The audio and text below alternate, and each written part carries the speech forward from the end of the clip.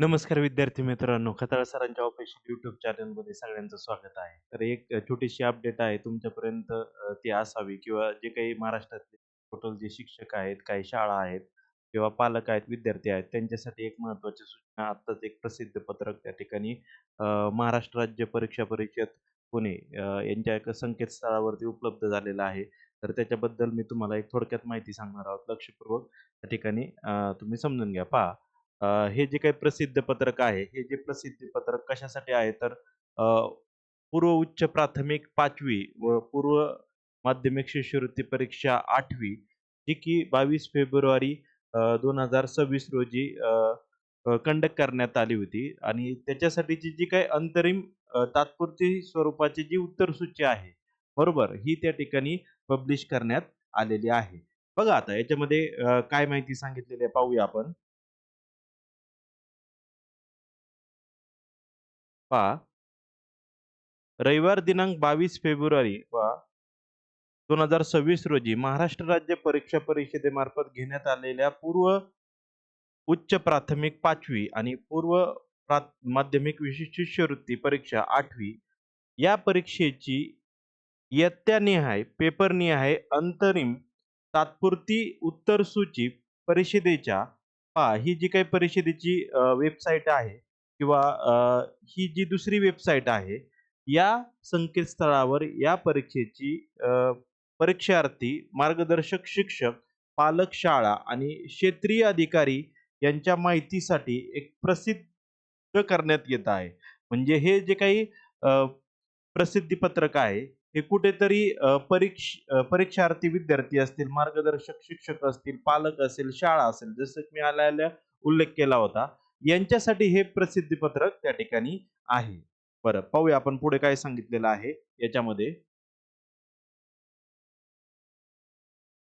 पहा आता, अंतरिम उत्तरसूचीवरील आक्षेप नोंदवण्याची कार्यपद्धती म्हणजे तुम्हाला कुठेतरी आक्षेप आहे, की जी उत्तरसूची दिलेली आहे त्या प्रश्नामध्ये किंवा जो ऑप्शन आहे, तो कुठेतरी इनकरेक्ट आहे. तर तुम्ही काहीतरी त्या ठिकाणी त्यांना कळवू शकता. त्याच्याबद्दलची ही माहिती आहे. बघा, सदर अंतरिम उत्तरसूची काही आक्षेप असल्यास त्याबाबतचे निवेदन परीक्ष परिषदेच्या संकेतस्थळावरून ऑनलाईन स्वरूपात करता येईल. बघा आता, ही तुम्हाला फक्त आणि फक्त ऑनलाईन स्वरूपामध्येच कुठेतरी जे काही निवेदन असेल, तुम्हाला पाठवता येईल. दुसरा कोणताही मार्ग या ठिकाणी नाहीये. बघा, सदर ऑनलाईन निवेदन पालकांकरिता संकेतस्थळावर शाळांकरिता त्यांच्या लॉग इनमध्ये objection on question paper and अंतरिम ॲन्सर की या हेडिंग खाली उपलब्ध करून देण्यात आलेले आहे.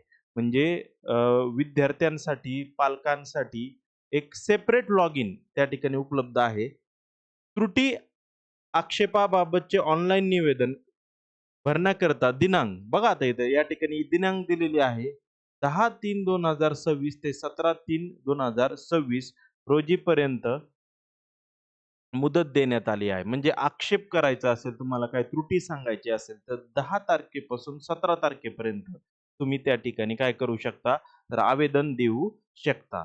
बघा, 17/3/2026 नंतर त्रुटी आक्षेपांबाबतचे निवेदन स्वीकारले जाणार नाही. म्हणजे 17 तारखेच्या नंतर कोणतीही आवेदन ऑनलाईन स्वरूपात स्वीकारले जाणार नाहीत. उपरोक्त ऑनलाईन निवेदनाशिवाय इतर कोणत्याही प्रकारे जसं की बघा टपाल, समक्ष अथवा ईमेलद्वारे प्राप्त त्रुटी आक्षेपांबाबतच्या निवेदनांचा विचार केला जाणार नाही. म्हणजे फक्त आणि फक्त ऑनलाईन स्वरूपात तुम्ही त्रुटींबाबत आवेदन करू शकता. टपाल असेल, ईमेल असेल किंवा तुम्ही जाऊन समक्ष काही चर्चा केली तर ते ग्राह्य धरले जाणार नाही. उपरोक्त विहित मुदतीत प्राप्त झालेल्या ऑनलाईन निवेदनांना वैयक्तिकरित्या उत्तर पाठवले जाणार नाही. बघा, त्या ठिकाणी तुम्ही आवेदन करतायत, बरोबर? तर त्या आवेदनाला कुठलंही वैयक्तिकरित्या मेलद्वारे किंवा इतर कोणत्याही माध्यमातून काहीही माहिती पुरवली जाणार नाही. जे काय असेल ते ऑफिशियल संकेतस्थळावरती तुम्हाला त्याची माहिती भेटेल. 7वा मुद्दा पहा, विहित मुदतीत प्राप्त झालेल्या ऑनलाईन निवेदनांवर संबंधित विषय तज्ञांचे अभिप्राय घेऊन अंतिम उत्तर सूची परिषदेच्या संकेतस्थळावर यथावकाश प्रसिद्ध करण्यात येईल. बघा आता ते म्हणतायत जर आताच्या उत्तर सूचीवरती काही आक्षेप असेल, तर तज्ञ शिक्षक जे काही असतील, बरोबर आहे ना? त्या तज्ञ विषयातील शिक्षकांचा अभिप्राय घेऊन खरंच हे उत्तर चुकलेलं आहे का? खरंच ही त्रुटी आहे का? तर ती अंतिम उत्तर सूची जी आहे, परिषदेच्या संकेतस्थळावर यथावकाश म्हणजे लवकरच प्रसिद्ध करण्यात येईल. बरं पुढे काय सांगितलेलं आहे पहा. ऑनलाईन आवेदन पत्र व शाळा माहिती पत्रातील माहिती दुरुस्ती करण्याकरिता कार्यपद्धती. आता इथं काय माहिती सांगितलेली माहिती आहे का? कधी-कधी विद्यार्थ्यांचं जे प्रवेश पत्र असतं किंवा शाळेची जी माहिती आहे, ती माहिती कधीतरी चुकली जाते किंवा विद्यार्थ्यांचं जे नाव असेल, वय असेल, जन्मतारीख असेल, त्याच्यामध्ये काही वेळेस चुका होतात. त्या दुरुस्त करण्यासाठी सुद्धा आता तुम्हाला चान्स आहे बघा. विद्यार्थी ऑनलाईन आवेदन करता माहितीत व शाळा माहिती प्रपत्रात बघा विद्यार्थ्याचे नाव असेल, आडनाव असेल, वडिलांचे नाव असेल, आईचे नाव असेल, लिंग, जन्मतारीख, जात, प्रवर्ग, शाळेचा अभ्यासक्रम, शाळेचे क्षेत्र इत्यादी दुरुस्ती करता बघा सेम तीच मुदत आहे 10 ते 17/3 पर्यंत शाळेच्या लॉगिनमध्ये ऑनलाईन अर्ज उपलब्ध करून देण्यात आलेला आहे. म्हणजे एखाद्याचं नाव चुकलेलं आहे, वडिलांचं नाव चुकलेलं आहे, जात प्रवर्ग चुकलेला आहे.